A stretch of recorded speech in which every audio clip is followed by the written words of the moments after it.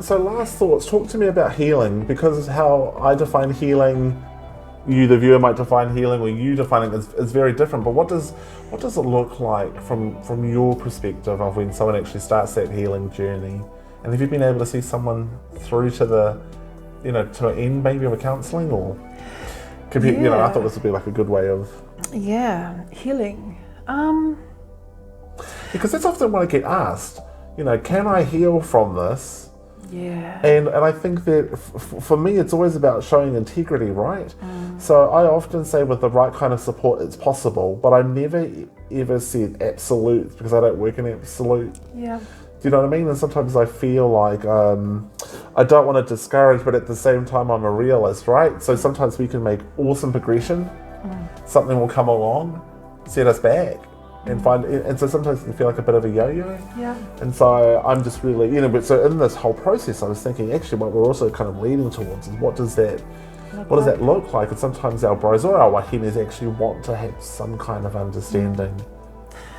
Do you know what I mean? Before they start the journey. Yep, absolutely. So for me, healing is an absolute. Absolutely, it happens.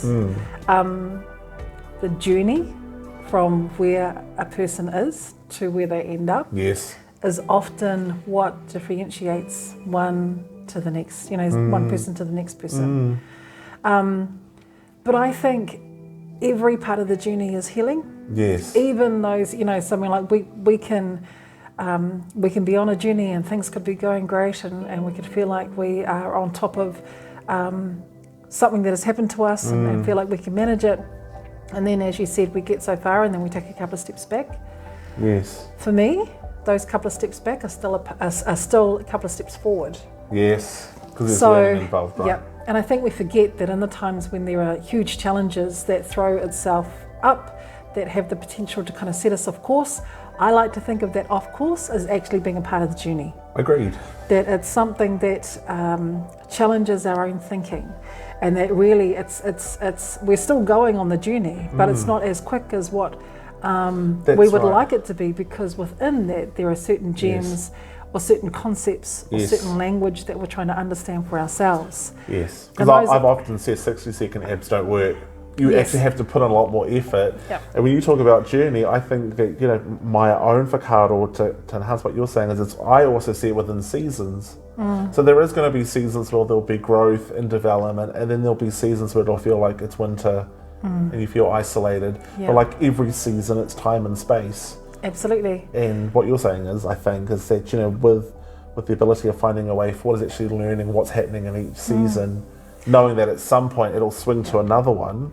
Yeah. And what can you do to find, absolutely. And I think as we as people spend so much time, talking about you take 5 steps forward and 2 steps back, but actually you take, I think, and I've grown into this concept. Like, it's not something, if you had asked me this question like 10 years ago, I would have said absolutely 5 steps forward, 2 steps back. And that would have been, a concept that I would have completely stepped into. Sure.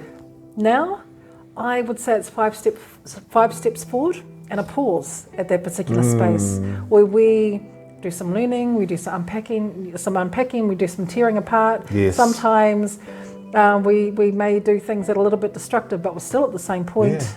Yeah. Because it's a learning, it's a point of learning for us.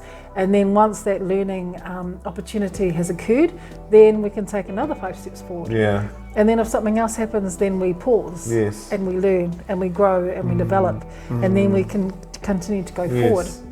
Because I think the other thing too is that when people think about that concept of 5 steps forward and 2 steps back, that often we feel like we not only have to, but that we have to make up those 2 steps back plus do more on top of that. And that can often add so much more pressure and add to the anxiety, add to the depression that people can feel, when it comes to their healing journey, add to the weight that people often feel whenever they're in a depressive state. When sometimes when we're in that space, some of the most wonderful learnings can occur in that, but that we actually need to see it as an opportunity to learn. Now, we may not enjoy it, and believe me, when I've been in those times, I've never enjoyed any of it. And time can't be a restrictor, around. We can't say, well, this is only going to take a few months or this Right. take a few years, because the amount of time that it takes to work through those challenges really depends on our ability to open up to to want to learn about that learning. It's the second question that I get asked. Yeah. How long will it take?